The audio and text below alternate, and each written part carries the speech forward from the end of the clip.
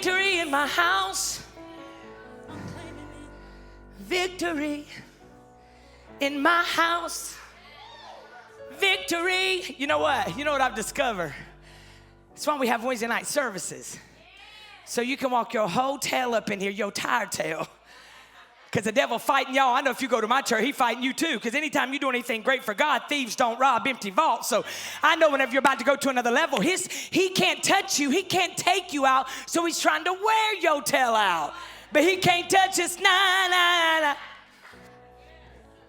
So tonight, don't copy. Tell your neighbor, don't copy the behaviors of this world. Don't do what you used to do. When you face these storms, I see you going down that same road. That storm started to hit you. You acting like you did the last time. Nope, we ain't doing that this time. Oh, now y'all look at each other. That's you. That's you. Good. Accountability's good. Man, when you get some people in your life that are truth tellers, that you know love your lights out and they want you to get free, like they come to you and they're like, girl, I know blah, blah, blah. And it starts to make you feel heavy in your spirit. You say, what does this have to do with me? You're not taking me back there. Because I know that life is hard all by itself. And I ain't going to be one of the little imp devils, foxes that's going to spoil nobody's vine. Romans 12:2. Today we're talking about this whole month of March. We're talking about shut hell up. Tonight we're going to talk about betrayal. Tonight we're going to talk about what hurt does to you when you don't deal with it. We're going to talk about every Wednesday night. It's why I keep telling our people, y'all coming on Sunday and it's fire up in here. But on Wednesday nights when you're getting your teaching. Wednesday nights when we're dealing with those little things that are making you have lupus and fibromyalgia and high blood pressure and high cholesterol, and you're angry at the world and you're bitter Betty and petty Patrick. No, Wednesday nights when we're telling you, listen, the one thing about God is whenever you get understanding, then you can fix it.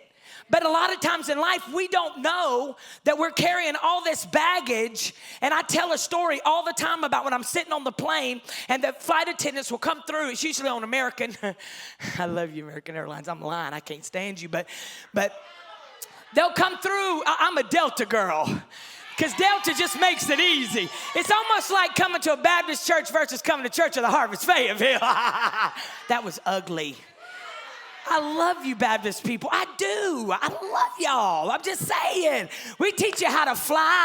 I believe I can fly. In a church where God is present, man, we teach you how to walk around laying hands on yourself and getting delivered. But on those airplanes, ever so often, they will tell us, I need you to move over to this seat. And you're like, why do I need to get up and move over there? For weight distribution. That scares me. I don't really want to hear that I ain't going to tell you how much I weigh, blah, blah, blah. If I move over here, it's going to help the plane get more sturdy, okay?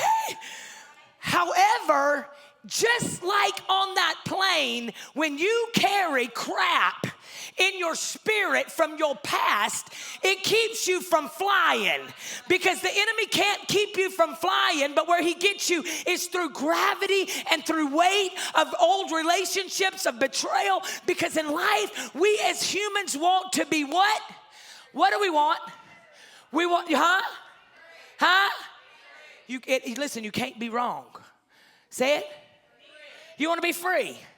In life, every person wants to live in freedom. We want to have love. We want to have acceptance.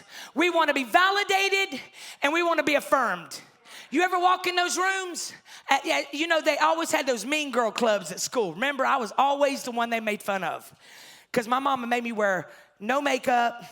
Kids, don't act like you didn't. Long blue jean skirts to my ankles because we were UPC. You know those people you can see coming a mile away and you're like, oh, those are those Jesus crazy people.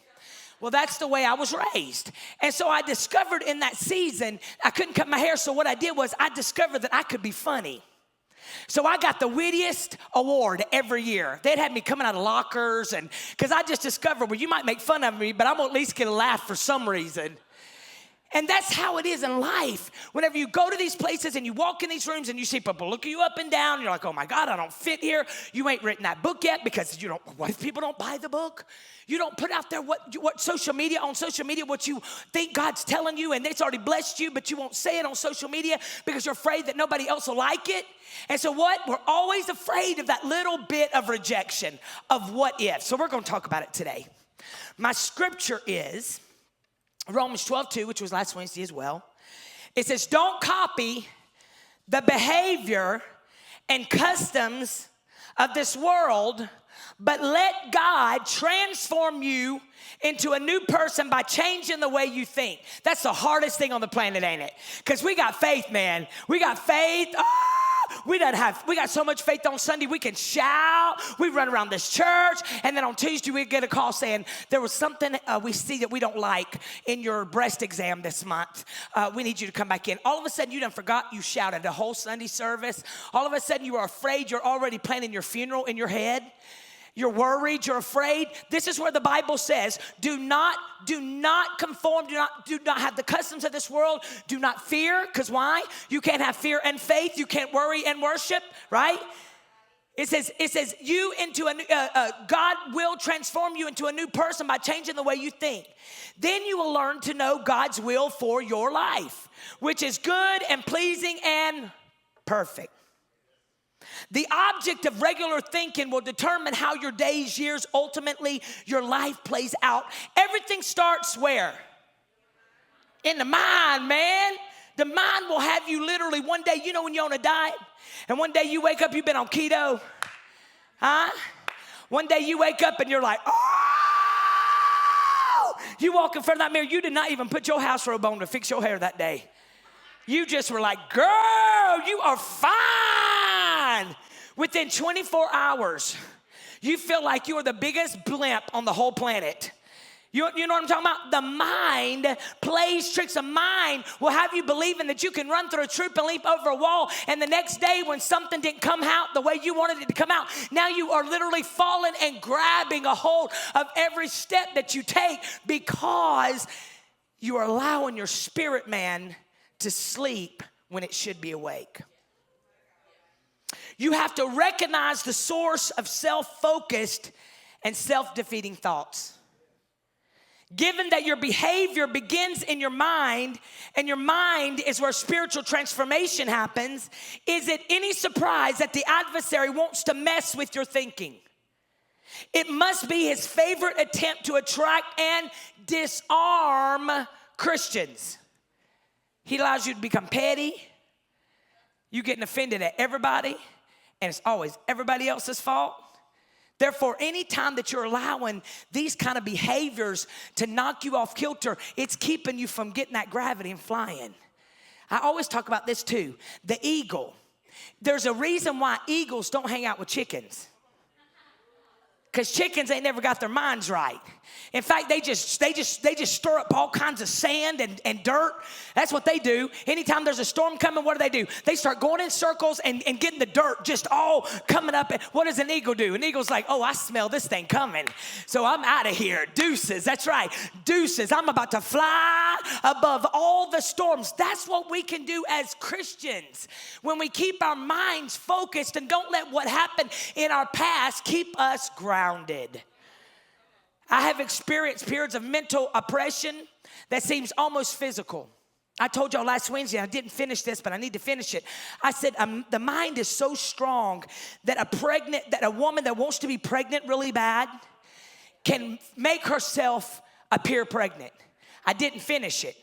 I bet you I got people in here now all week long. You've been like, I'm pregnant. You already went and got you some maternity clothes.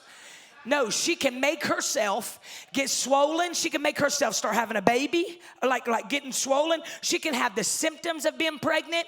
She can literally feel a kicking in her belly because the mind is so powerful but she ain't pregnant.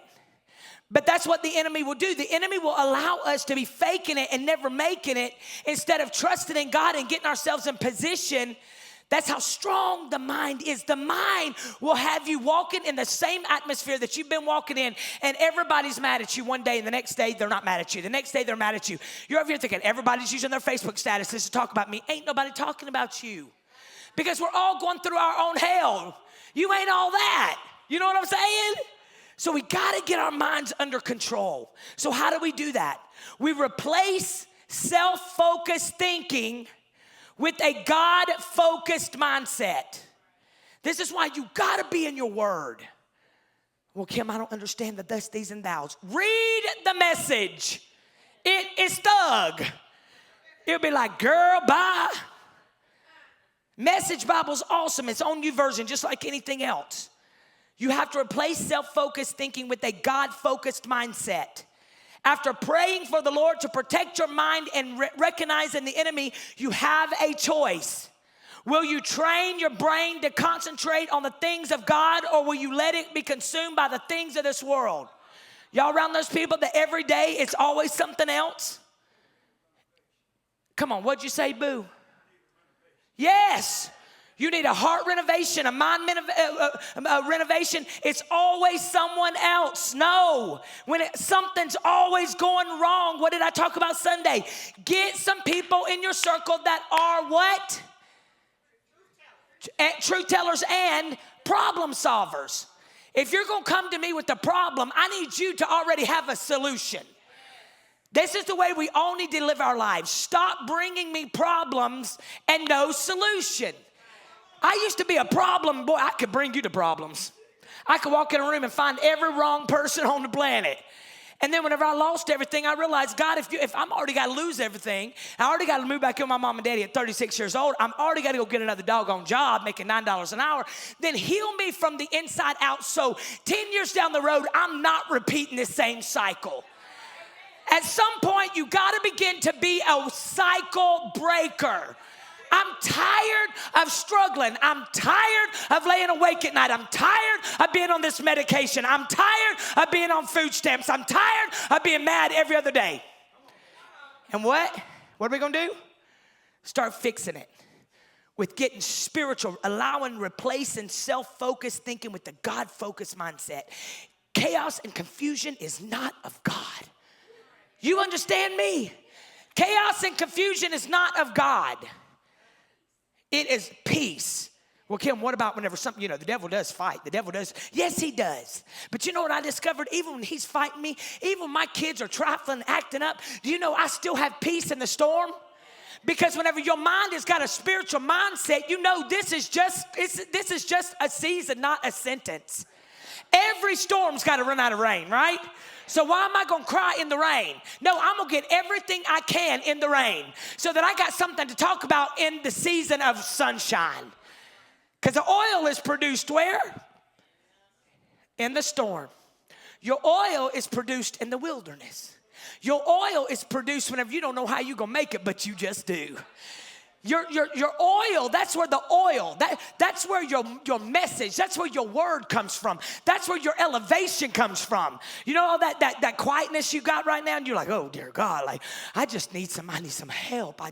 I need some friends. I'm tired of just me and Jesus on all of these dates. I need someone to validate me. No, you got to learn to validate yourself. You got to learn how, I say this all the time too, with every elevation comes separation. Because whenever you come into the season of separation, you are not having anybody. I had not one friend to talk to. So you know what I did? I had to get on my knees every night to this invisible God. I wanted somebody to put their arms around me and cuddle me. Oh, baby, it's going to be okay. Girl, you got this. Oh, come on, we're going to do it together. But you know what? I did not have that. And now I look back and I'm so thankful that I didn't uncover myself. I'm so thankful that I found out who God really was, because for the first time in my life, I experienced God at a level that I've never experienced him before. And it was in that season of feeling like I was over, I was done, and God had forgotten about me. Stop wasting the doggone storm. You got to focus your mind on God's required. You got to focus your mind on God, because he requires some work. If you don't take purposeful action to set your mind on Jesus Christ, guess what that means? Guess what that means? To set your mind. That's intentional. That is the choosing. When I get up this morning, I don't want to get up. No coffee, no talkie. That is absurd. You should be talky and blessed and excited when you wake up because you got your breath, baby, because you got your 2 hands and your 2 feet, and you might be on food stamps, but you ain't staying. At least you got some food. No coffee, no talkie. I want to be like, girl, bye. You are awake. You are not in a hospital bed in those hard sheets. Because your mind is focused. This ain't where I'm staying, but I ain't gonna complain about it either, because I complain, I remain. So what am I gonna do? I got 2 hands. I'm gonna start worshiping. I'm gonna drive everybody crazy all around me, honey. I'm gonna make you so tired of me, but I'm gonna be contagious. You're gonna be tired of me, but you can't turn me off. You're like, oh God, I think you are crazier than a bat, but I just want to be in your presence. Because a lot of times misery, they want you to be miserable. Huh? But you got to walk up in there, what's up? They're like, dear God. So what do? You got to set your minds on things that are above and not things on this earth. Romans 8:5 says, for those who live according to the flesh set their minds on things of the flesh. But those who live according to the Spirit set their minds on things of the Spirit. It says, finally, in Philippians 4:8, finally, brothers, one of my favorites, whatever is true, whatever is honorable, whatever is just, whatever is pure, whatever is lovely, whatever is commendable, if there is any excellence, if there is anything worthy of praise, think about those things. Boom, shaka, laka, laka, boom, boom, boom, boom. That's why y'all wasting all your time holding on to betrayal. So let's talk about that. It just says anytime you're wasting your time on things that are not commendable. So what's not commendable? What's not? People that hurt you, people that walked out of your life. That's nothing that I just wrote. Y'all need to write this scripture down. Put it in every room in your house. Every room in your house. Let me go get it for you real quick. Philippians 4:8. You're welcome. Go put it in every room in your house so that every time you start getting off kilter and you want to start going and talking about somebody that's hurt you, somebody that's betrayed you, you are feeling betrayed, someone you care about, perhaps even love, has broken the bonds of trust and done something that cuts deep at your heart. What do you do? How can you get past this betrayal and heal? Will you ever be able to forgive them for what they have done? Whether it's betrayal by a family member, best friend, partner, pastor, elder, someone else. Entirely the steps you must take to get over the hurt and walk in forgiveness. Are you ready? Number 1, you got to name your feelings. Name your feelings. Betrayal is an act. The emotions that result from it are what we mean when we say we are feeling betrayed. In order to start recovering from the act, you must be more specific about the feelings it has given to rise up within you. See, we get so saved, we walking around lying, and the scariest place to be is lying and believing yourself. I ain't hurt. I don't care. I don't care. When you got to walk around and say, I don't care, you care so much it's eating you alive. Because when you don't care, you are so free, you're walking in everywhere you're going, contagious. You ain't got to tell nobody nothing. Some of the more common ones you might encounter are, you ready? Naming your feelings. I'm helping you. Shut hell up. I'm helping y'all shut some of your own minds up right now. Because you got to name it. You got to feel it to heal it. You can't deny it because it's going to stay. You got to feel it to heal it, and then you got to get out of your feelings and get into some healing. You got to release it. I can't pray for them. I want them to die. I'm so sick of their gossip. You know what? If somebody's a gossip person, most of the time those people don't really realize they're gossips. It's just a part of who they are. Anybody that gossips are hurt. Because I discover whenever you are not hurt, you ain't got to talk about anybody. Okay? When you're healed, you don't have to go say, we talked about this already about gossip, so I'm not even going back to it, but y'all need to go listen to it if you ain't listened to it yet. On my YouTube channel, Shut Your Big Mouth. That's the name of my title of that sermon. I will get you all the way free, because a lot of times we don't know. We don't know that we're even doing it. But when somebody's gossiping, you don't have to entertain it. You could just say, this has nothing to do with me. Do you mind if I go get them on the phone? Because obviously right now, we need to pray for them together. I bet you money they're going to get off the phone really fast. But they're going to know they can't come to talk to you. Yo, I used to be the biggest gossip on the planet. Even when I started pastoring, I would be like, this is why I preach like I preach. Because I was the one saying, girl, we need to pray about this and we need to pray because of this. And God started convicting me. He said, anytime you got to talk about your church members to somebody else, you are in error. You got to take it to the throne instead of the phone. Because listen to me, when I preached it in that sermon, whenever what you're saying to somebody else is making them draw a judgment about that person, you're in sin. It's a whole sin. Like it is a whole sin. So some of the feelings could be anger. You've been hurt, and one of the most natural feelings in such situations is anger. And listen to me, somebody's gossiping, what you gonna do? Because they're hurt. What does that mean you're gonna do to them? Don't go talking about them. You start praying for them, because God can shift that person. God can heal that person, right? So you may be angry. You've been hurt, and one of the most natural feelings in such situation is anger. You're like, how dare they? How could they? They're gonna pay for this. I still catch myself every once in a while. I'll be like, uh-oh. When people are ugly to me, gossiping, I don't even care no more. I'm so free. But every once in a while, I'll catch myself say, uh-oh. I think I said it today.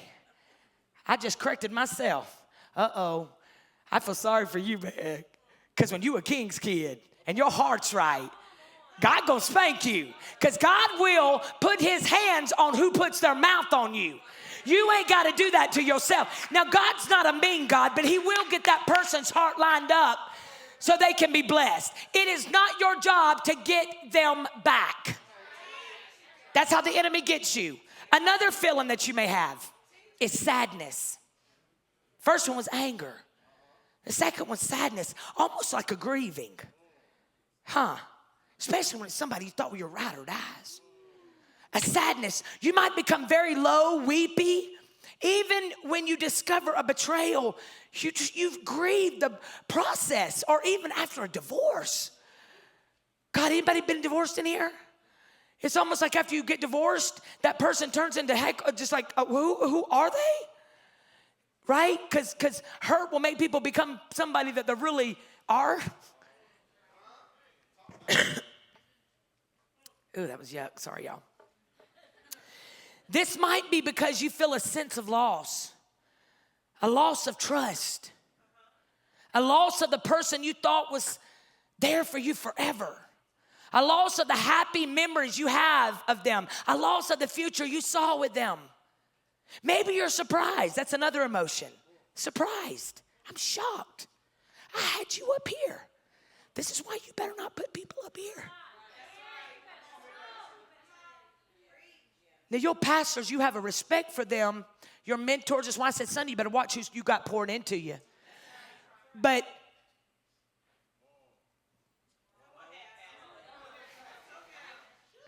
pray. If I hurt you, this is one thing I don't understand either, is when people leave your life and you find out 10 months down the road what you did and you didn't even know you did it, so therefore you couldn't fix it. This is why the Bible says to keep your heart concentrating on things of good nature, things of love, of not going back and regurgitating what they did, because in order to heal, you got to begin to see ahead. You got to still pray for them. See, whenever you realize that people are human and they got skin on their bodies and they're only hurt people, but heal people, it helps you get free. Because you ain't got to keep going and regurgitating. It's easy. Don't just block people. Y'all blocking people on Facebook like you're 5. Every time they get mad at you, you block them. Unblock them so they can see what somebody said about them ain't working. Because what happens is we're stirring up infection. Well, I'm blocking them, but you're still going to church with them.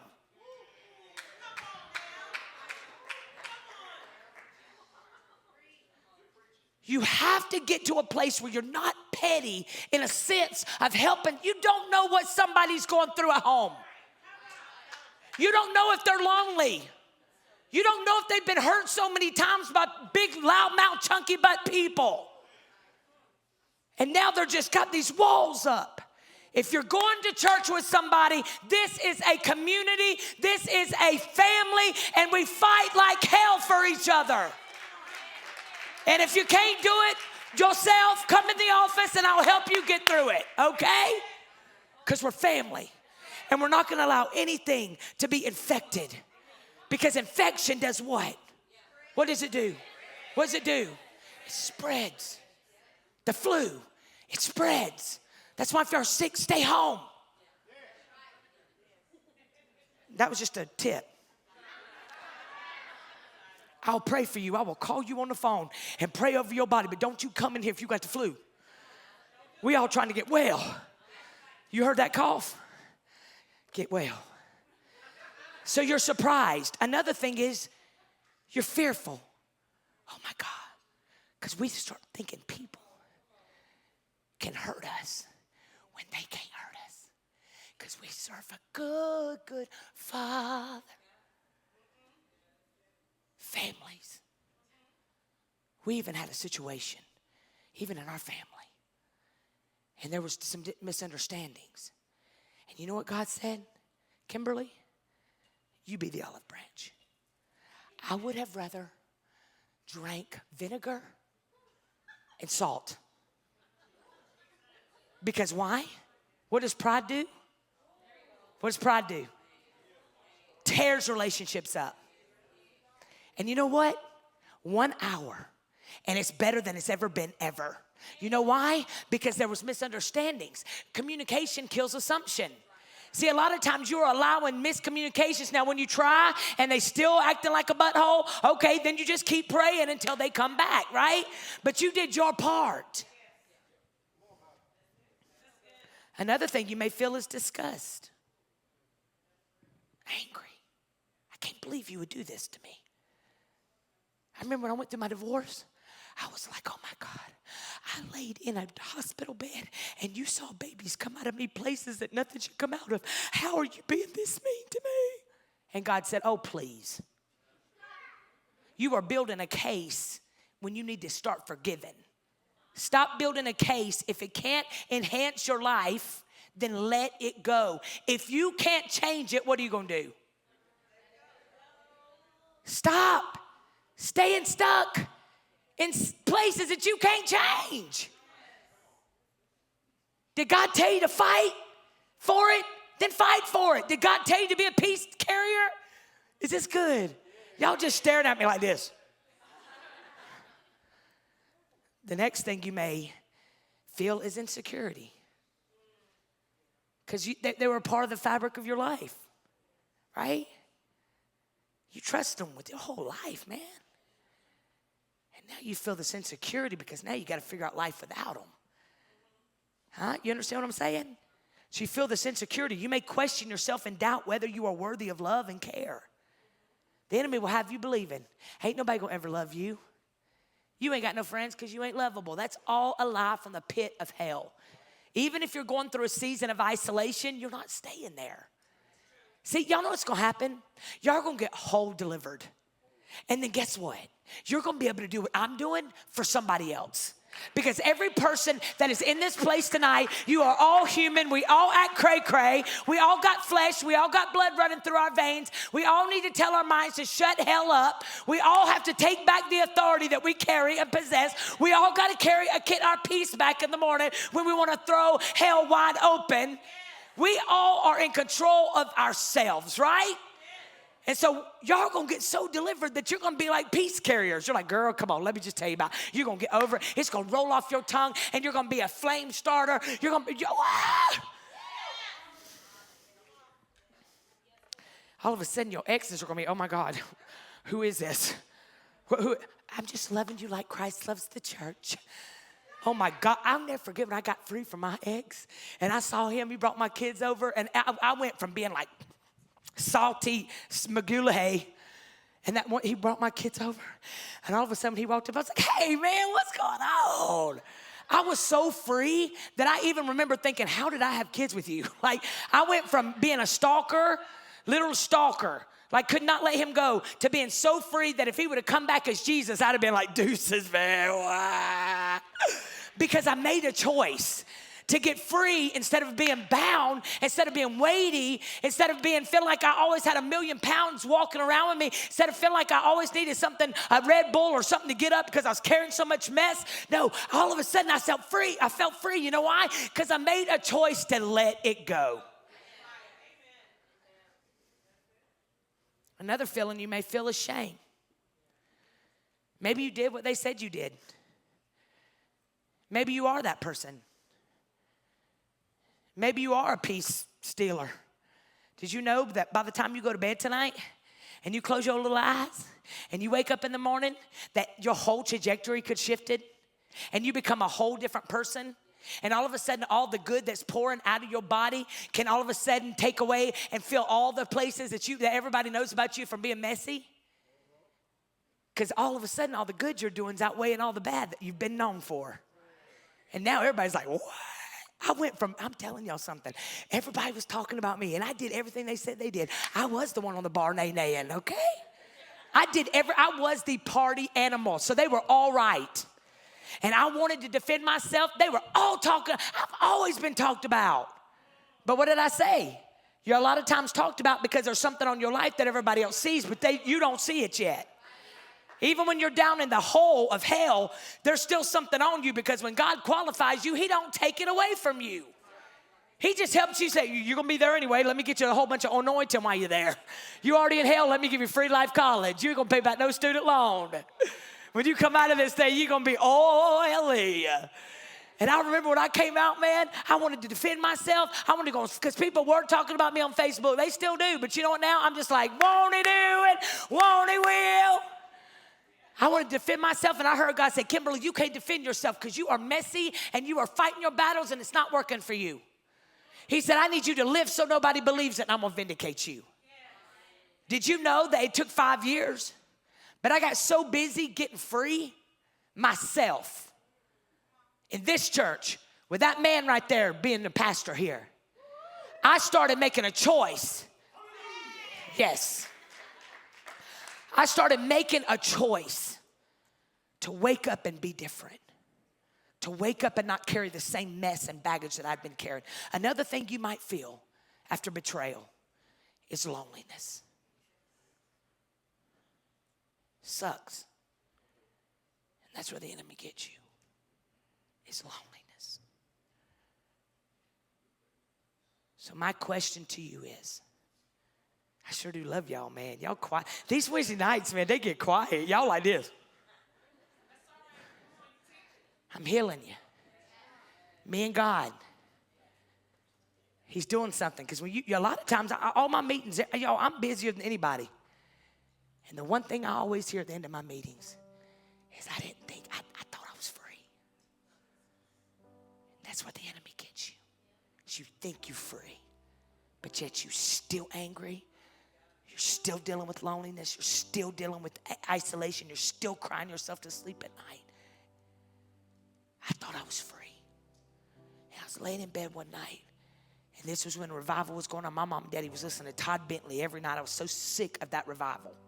They'd be in the floor every night. I come from partying and nay-naying on bars to living with them, and every night it's Benny Hinn, hallelujah.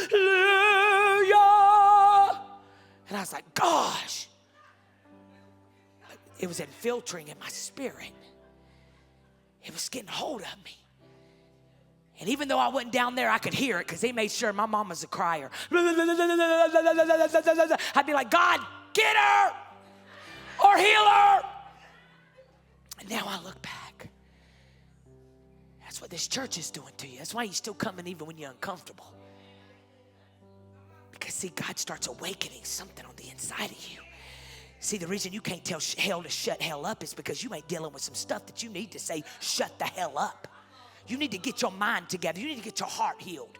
You need to stop playing back and forth. If I say something in this church that gets you, I ain't talking to you. I don't even know it. I got so many things on my plate. But if it's convicting you, heal. Don't get mad and not come back. Pastor Kim talking to me. I don't even know if you messy. People in this church will tell me something after it's over, 6 months. I'm like, what? When did that happen?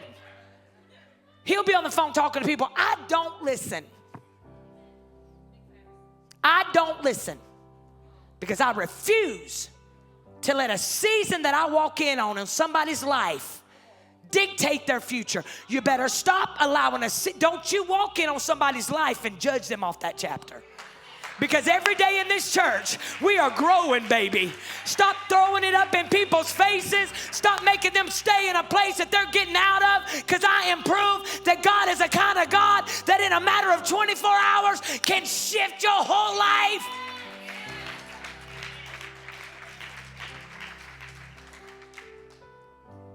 I have to finish this. This was really good. Here's what you got to do. When that betrayal comes up on you, that hurt, deceit. Here's the last tip. You got to resist retaliating. That's a battle. Because you want them to hurt as bad as they're hurting. Laid in that bed, Todd Bentley, and my mama weeping and hallelujah, hallelujah.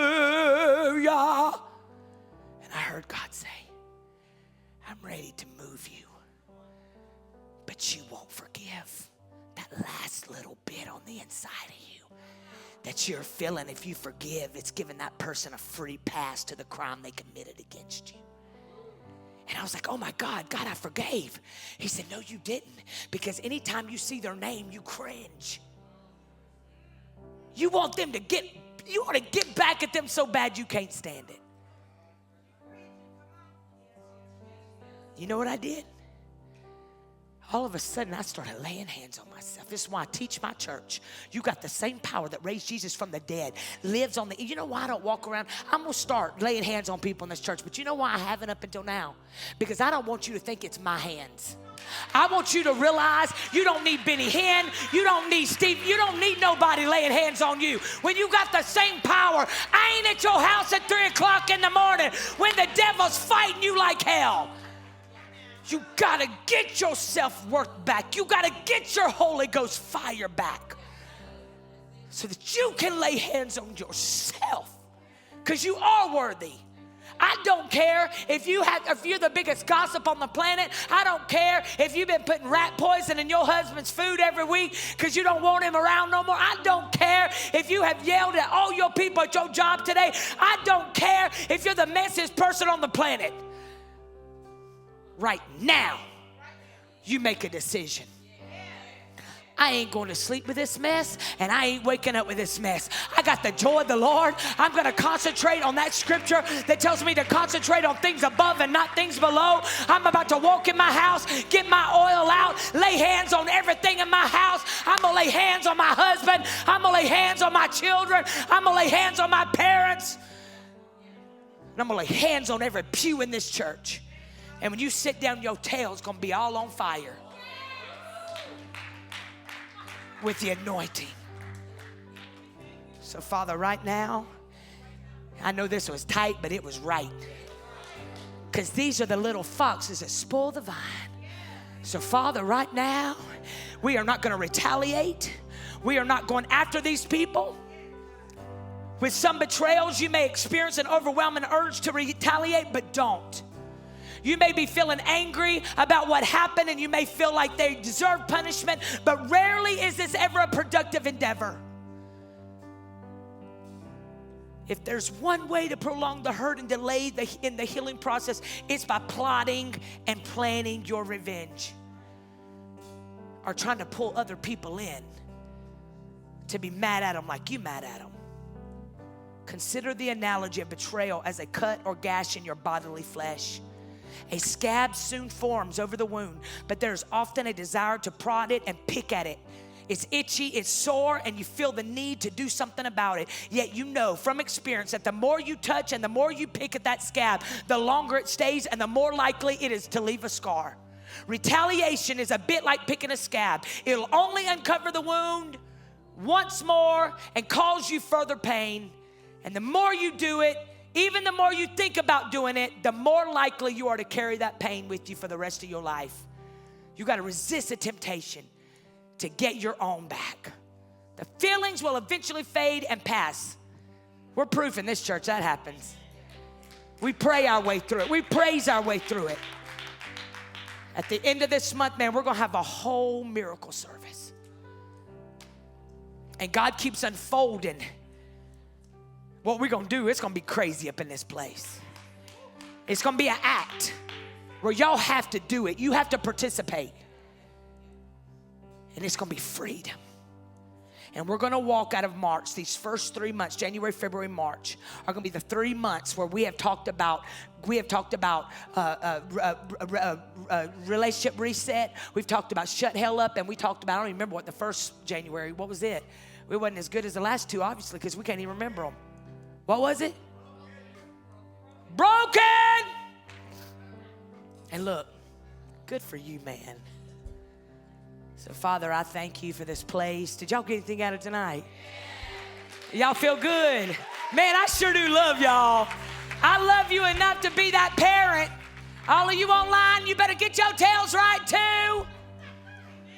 Our online church sure do love y'all, man. So no more messy. Our minds are not going to worry about our finances, right? Man, you can't, because listen, a critical spirit brings forth poverty. That's why a lot of you can't get ahead, because you're critical in your spirit. That was good, wasn't it? Boom. So, Father, as we leave this place, y'all come on Sunday. It's going to be, and Sunday is bring a friend. Everybody needs to bring somebody. Tell your neighbor, who you bringing? Who you bringing? Who you bringing? Y'all, my little evangelists, y'all, who you bringing?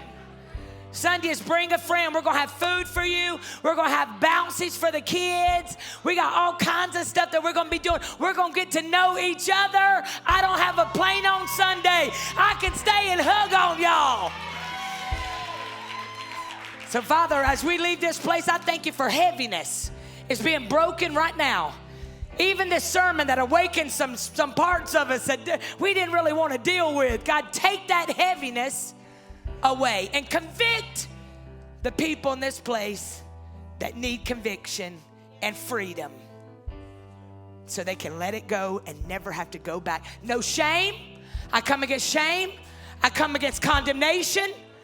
I come against guilt. Nope, that's not what we do here. We get it and we let it go, don't we? We don't hold on to it. We don't feel guilty. So, Father, right now, freedom. I pray revival. Thursday, Friday, Saturday, Sunday, revival, revival, revival. Surprises. Surprise us. Surprise us with checks in the mail. I got a check in the mail today. What? I showed you, man. I was shocked. So guess what? If your pastor's getting checks in the mail, you getting some checks in the mail. And they're going to shock you too. So, Father, we thank you for that. Right now, in the name of Jesus, we are overflowing with blessings. This is our season of abundance. Freedom. In Jesus' name we pray. Amen, amen, amen.